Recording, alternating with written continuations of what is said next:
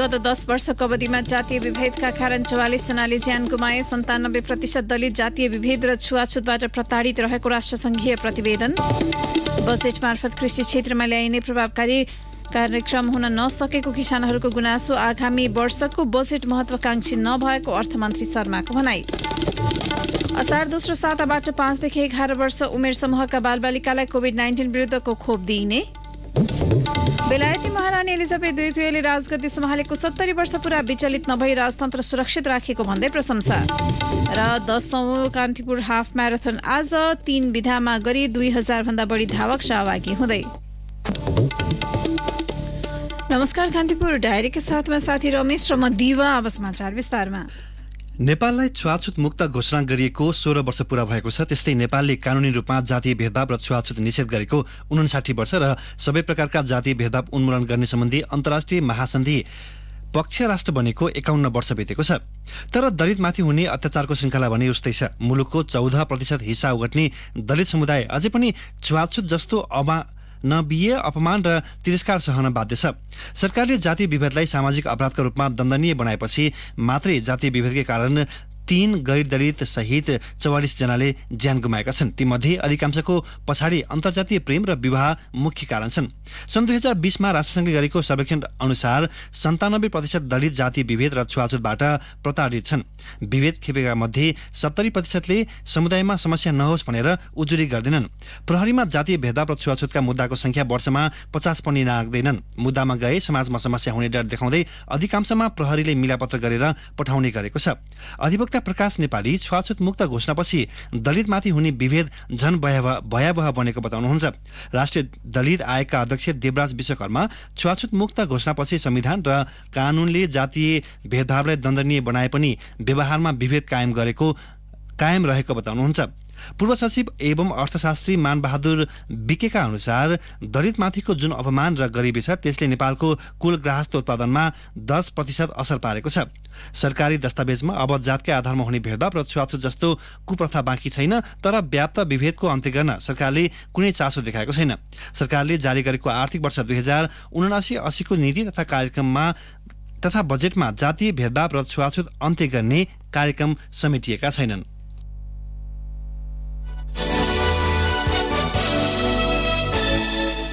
अर्थमन्त्री जनार्दन शर्माले आगामी आर्थिक वर्षको बजेट महत्वाकांक्षी नभएको बताउनु भएको छ। आसन्न निर्वाचन, सामाजिक सुरक्षा कार्यक्रम र कर्मचारीको तलब वृद्धि लगायत कारणले बजेटको आकार केही बढेको मन्त्री शर्माको भनाइ छ। प्रतिनिधि सभामा बजेटमाथि उठेका प्रश्नका जवाफ दिँदै अर्थमन्त्रीले आर्थिक अनुशासनभित्र रहेर बजेट ल्याइएको बताउनुभयो। आगामी आर्थिक वर्षको बजेट निर्माण गर्दा मैले अत्यन्तै संयमता अपनाएको छु र बजेट अनुशासनभित्र रहेर साधन स्रोतको विनियोजन गरेको कुरा म स्पष्ट गर्न चाहन्छु। चालु आर्थिक वर्षको बजेट भन्दा अहिलेको बजेट 9.86% मात्र बढी छ।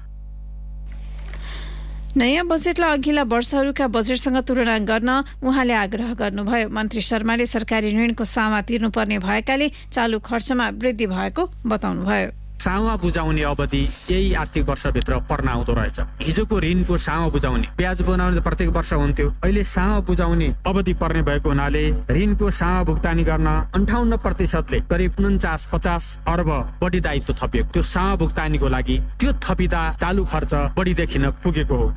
अर्थमन्त्री जनार्दन शर्माले बजेटलाई महत्वाकांक्षी मात्रै नभई चुनाव लक्षित र वितरणमुखी नरहेको समेत दावी गर्नुभएको छ। आगामी आर्थिक वर्षको बजेटबारे संसदमा उठेका प्रश्नहरूको जवाफ दिँदै मन्त्री शर्माले बजेट महत्वाकांक्षी नभई वास्तविक र चुनावलाई लक्षित गरेर ल्याइएका योजना तथा कार्यक्रम सरकारको अनिवार्य दायित्व रहेको प्रस्ट्याउनुभयो। विद्युतीय चुलो बाँड्ने बजेटको योजनाको उदाहरण दिँदै शर्माले भन्नुभयो, जनतालाई केही बाँडेर भोट माग्ने मानसिकता राखिएको छैन। यसमा कुनै भोटको कुरा छैन। चुनाव हेरेर बाँड्न लागेको भन्ने लाग्छ भने सँगै बाँड्न जाउँला, सँगै भोट मागौँला। संविधानले निश्चित समयका लागि मात्रै बजेट ल्याउने व्यवस्था नगरेको र वार्षिक रूपमै ल्याउनु पर्ने भएकाले पूर्ण आकारको बजेट ल्याइएको उहाँको भनाइ छ।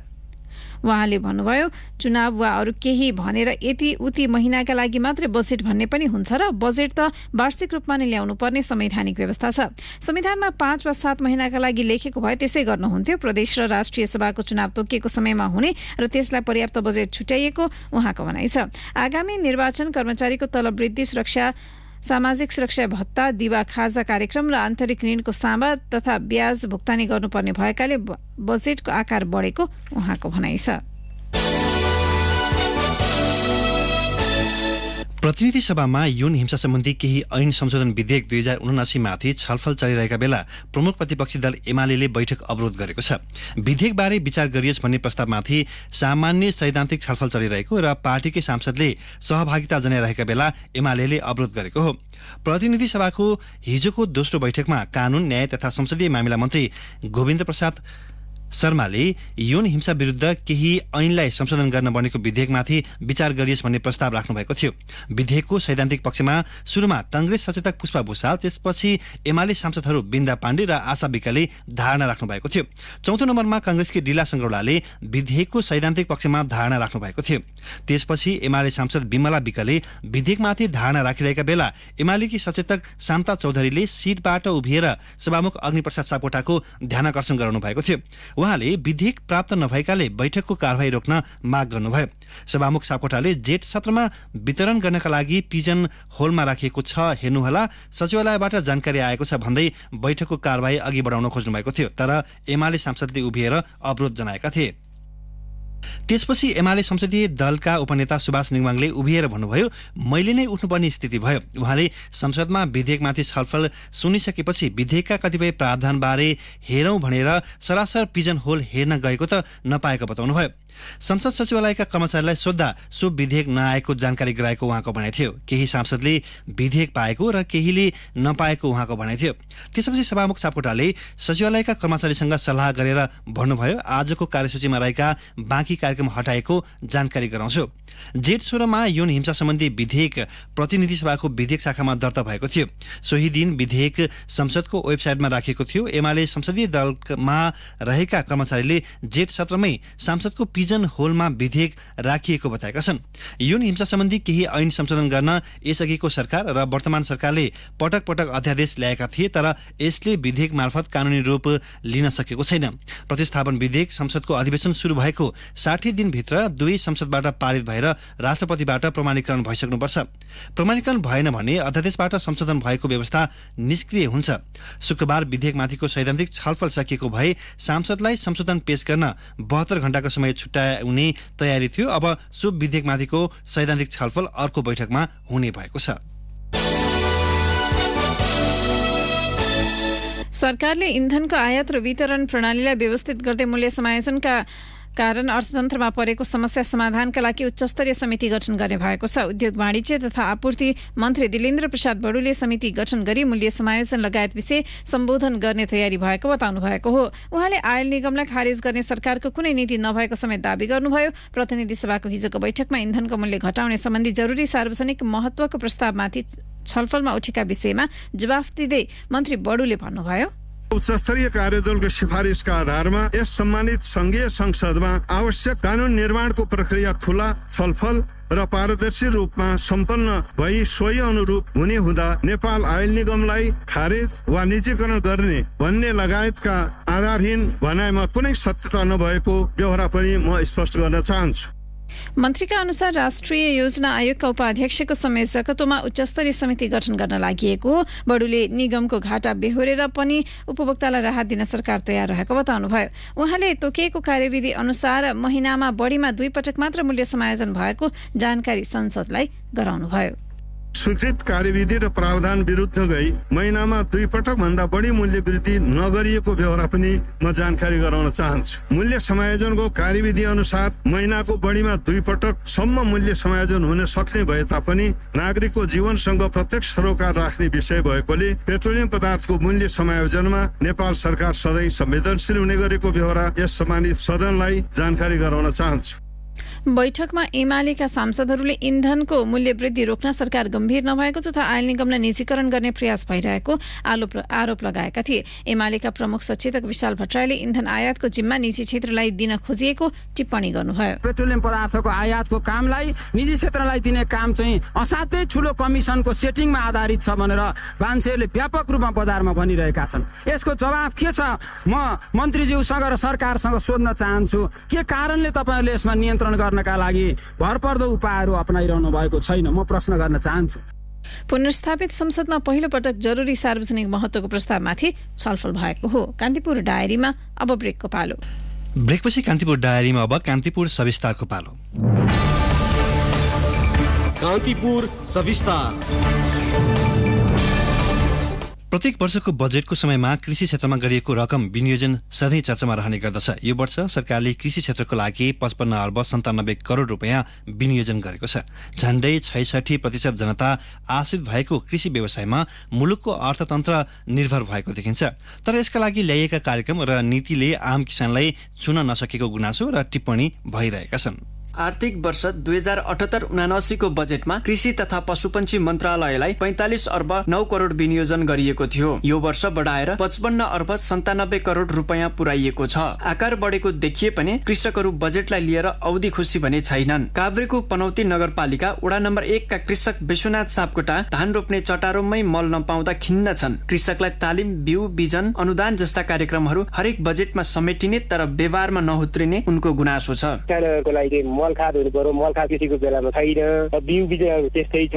अनुदानको नाममा चाहिँ आफ्नो मान्छेहरूलाई दिइरहेछन्। काभ्रेकै अर्का कृषक उपेन्द्र तिमल सेनाको अनुभव पनि उस्तै छ। कृषिलाई प्राथमिकतामा राखेर सार्वजनिक भए पनि किसानको उत्पादनलाई बजारीकरण गर्ने बारे कार्यक्रम नहुँदा कृषकलाई यो बजेट काका लागि पाकेको बेल जस्तो भएको उनी सुनाउँछन्। किसानले चाहेका कुराहरू समयमा पर्याप्त रूपमा पाउन सकिरहेको अवस्था छैन। बिउ पुगेन, प्रविधि पुगेन र त्यस किसानले भनेको बेलामा रासायनिक मल खाद्य तत्त्वहरू जुन समयमा दिनुपर्ने थियो नि त्यो नसक्नु नै राज्यको चाहिँ दुर्दशा हो। राज्य कमजोरी हो। योजना जस्तो आए पनि माथि बसेका योजनाले तल काम दिँदैन। योजना तलबाट माथि जानुपर्छ। बजेटमा कृषिलाई समेटिन थालेको लामै समय भइसक्यो। किसानमुखी भन्दा कार्यकर्ता र कर्मचारीमुखी बजेट आउनु नै प्रमुख समस्या ठान्छन् कृषि विज्ञ कृष्ण पौडेल। मुलुक संघीय संरचनामा गएपछि 3 तहबीच हुनुपर्ने तालमेल र समन्वय अभावले बजेटका राम्रो कार्यक्रमहरूको प्रभावकारी कार्यान्वयन हुन नसकेको पौडेलले बताए। पहिलो कुरा त उले जे कार्यक्रममा पैसा छुट्यायो त्यो गलत ठाउँमा छुट्यायो। किनभने अहिलेसम्म ती कार्यक्रमहरूले काम नगरेको सन्दर्भमा त्यसलाई पुनर्विचार गर्नुपर्ने एउटा। दोस्रो, आजको सङ्कटलाई समाधान गर्न ती कार्यक्रमहरू पर्याप्त भएनन्। उत्पादन बढाउनका लागि कृषि क्षेत्रलाई प्राथमिकतामा राख्नु आफैमा राम्रो भएको अर्थविद चन्द्रमणि अधिकारीले बताए। कृषि क्षेत्रमा अनुदान, बिउ संरक्षण, मल कारखाना, कृषि पेन्सन जस्ता कार्यक्रम राखिए पनि कार्यान्वयनमा समस्या हुन सक्ने उनी बताउँछन्। कृषि क्षेत्रले कुल गृहस्थ उत्पादनमा गर्ने योगदानको अनुपात र हाल कृषिमा छुट्याइएको बजेट अपुग्नै भएको अधिकारी बताउँछन्। मुलुकको कुल गृहस्थ उत्पादनमा कृषिको योगदान 27.59% छ। हामी निजी क्षेत्र भनेर भन्छौँ, तर निजी क्षेत्र भनेको चाहिँ वास्तवमा हितमा भएका किसानहरू। यसको समाधानको लागि चाहिँ के हो भने कृषिमा खर्च गरिने बजेट स्थानीय तहलाई दिनुपर्छ। स्थानीय तहको क्षमता विकास गर्नुपर्छ र स्थानीय तहले आफ्नो कस्तो खालको स्रोत र साधन छ, सिँचाइको प्रबन्ध के छ, बजार र बाटोघाटोको प्रबन्ध के छ, कस्तो खालको चाहिँ बाली, नाली, फलफुल, तरकारी उत्पादन हुन्छ, अहिले कुन खालको उत्पादन भइराखेको छ, किसानहरूले उत्पादकत्व बढाउन, लगानी बढाउन के गर्यो, कस्तो प्रविधि दियो, कस्तो बिउ बिजन दियो, कति बेला दियो, स्थानीय तहबाट चाहिँ यहाँले भनेको कुराको समाधान हुन्छ। नत्र अब संघीय सरकारले चाहिँ छुट्याएको बजेट कृषि क्षेत्रमा तर स्थानीय तहमा काम गर्ने गरी गरेको बजेट प्रभावकारी हुँदैन। सरकारले आगामी बजेटमा उत्पादनमा आधारित अर्थतन्त्र निर्माण गरी उच्च र दिगो आर्थिक वृद्धि हासिल गर्ने बताएको छ। तर उत्पादन र उत्पादकत्व बढाउने ठोस कार्यक्रम समेटिएको छैन। विदेशबाट फर्केका कामदारहरूलाई कृषिमा आकर्षित गराउने भन्दै अघिल्लो बजेटमा कार्यक्रम घोषणा गरिए पनि त्यसले निरन्तरता पाउन सकेको छैन। आयात प्रतिस्थापनमा मुलुक भित्रै कृषि उत्पादनको बढोत्तरी अपरिहार्य हो। यतातर्फ पनि बजेटले सम्बोधन गर्न जरुरी छ। रेडियो कान्तिपुरका लागि असीम सापकोटा। कान्तिपुर सविस्तार।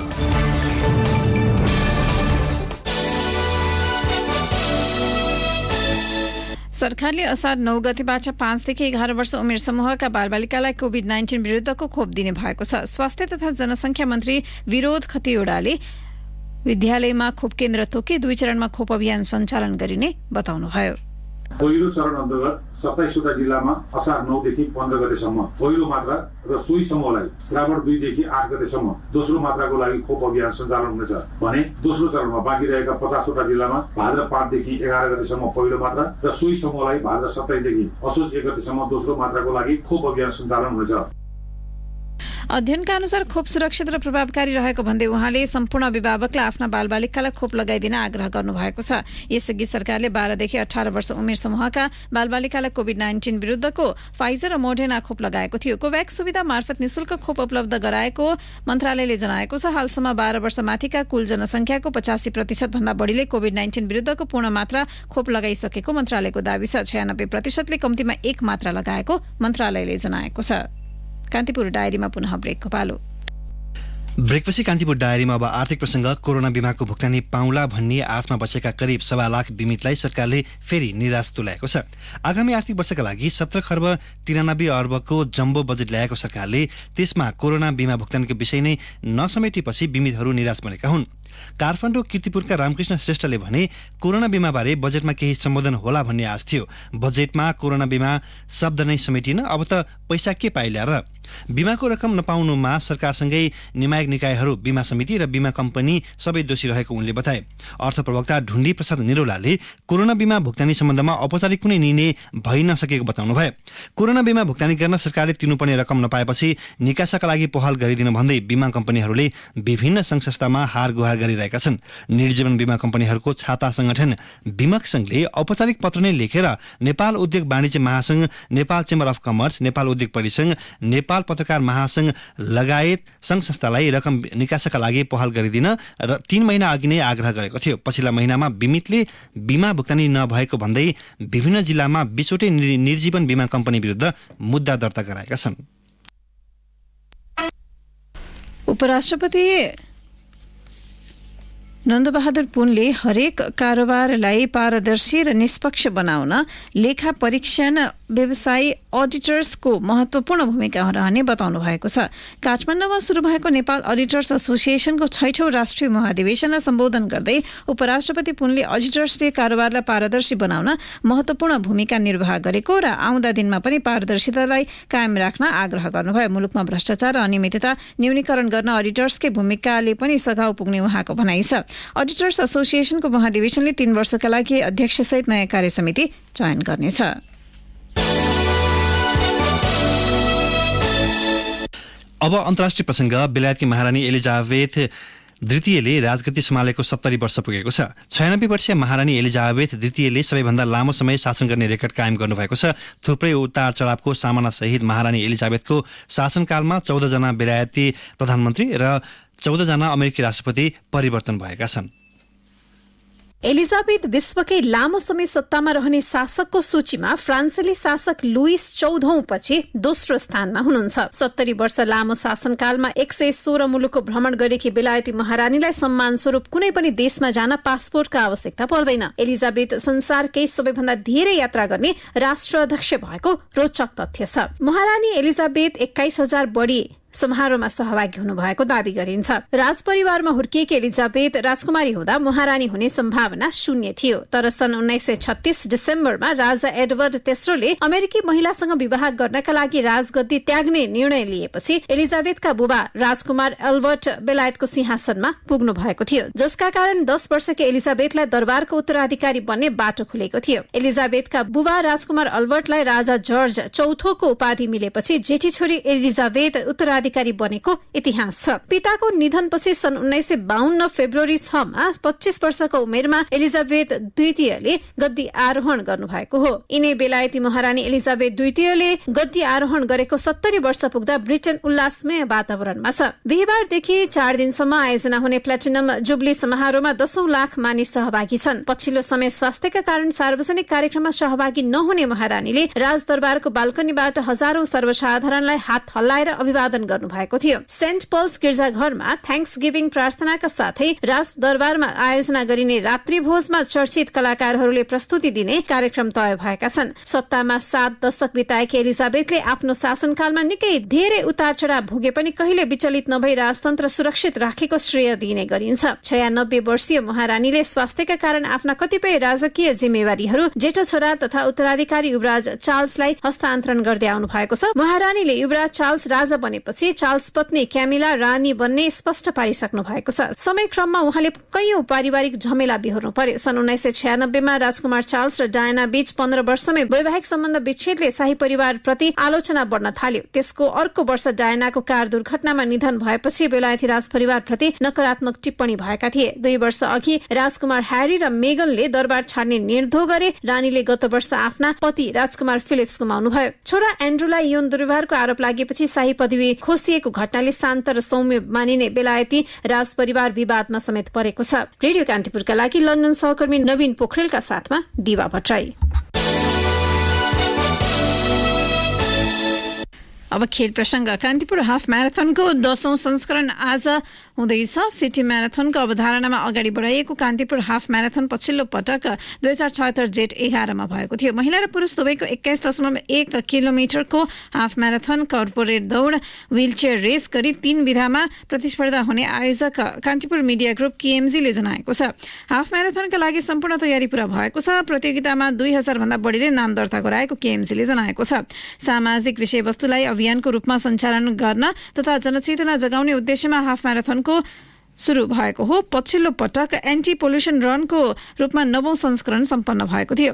कोभिड-19 महामारीका कारण म्याराथन पछिल्लो 2 वर्षमा प्रभावित भए आयोजना हुन सकेको थिएन।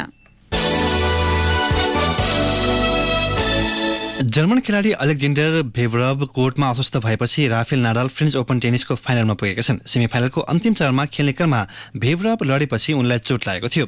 5औं वरियताका नाडालले अग्रता कायम गरिरहेको समयमा तेस्रो वरियताका भेभरेभले कोर्ट छाडेपछि फाइनल यात्रा तय गरेका हुन्। जारी खेलमा नाडालले 7-5 र 6-6 को अग्रता बनाइरहेका थिए। अब भोलि हुने दोस्रो सेमिफाइनलमा क्यास्पर रुड र मरिन किलिक बीचको विजेताले फाइनलमा नाडालसँग प्रतिस्पर्धा गर्नेछन्। राफेल नाडालले फ्रेन्च ओपनको उपाधि 13 पटक जितेका छन्। उनी यसपटक 14औं उपाधि जित्ने योजनामा मैदानमा उत्रनेछन्। फ्रेन्च ओपन टेनिसमा आज महिला एकलतर्फको फाइनल प्रतिस्पर्धा हुँदैछ। फाइनलमा विश्व नम्बर 1 इगा सियातेक र 18औं वरियताका कि कोको गौफ बीच प्रतिस्पर्धा हुनेछ। अब मौसम सम्बन्धी जानकारी। मध्य प्रदेश लगायत मुलुकका पहाडी भूभागमा केही स्थानमा मेघ गर्जन चट्याङसहित हल्का वर्षाको सम्भावना रहेको जल तथा मौसम विज्ञान विभागले जनाएको छ। केही बेर अघि 17 डिग्री सेल्सियस मापन गरिएको काठमाडौँ उपत्यकाको अधिकतम तापक्रम आज 30 डिग्री सेल्सियससम्म पुग्नेछ। सूर्योदय बिहान 5:06 भए भने सूर्यास्त भरे साँझ 6:57 हुनेछ। अवस्था यसका साथै कान्तिपुर डायरीको यो बुलेटिन यही सकिन्छ। साथी रमेश र म दिवा बिदा माग्छौँ। नमस्कार।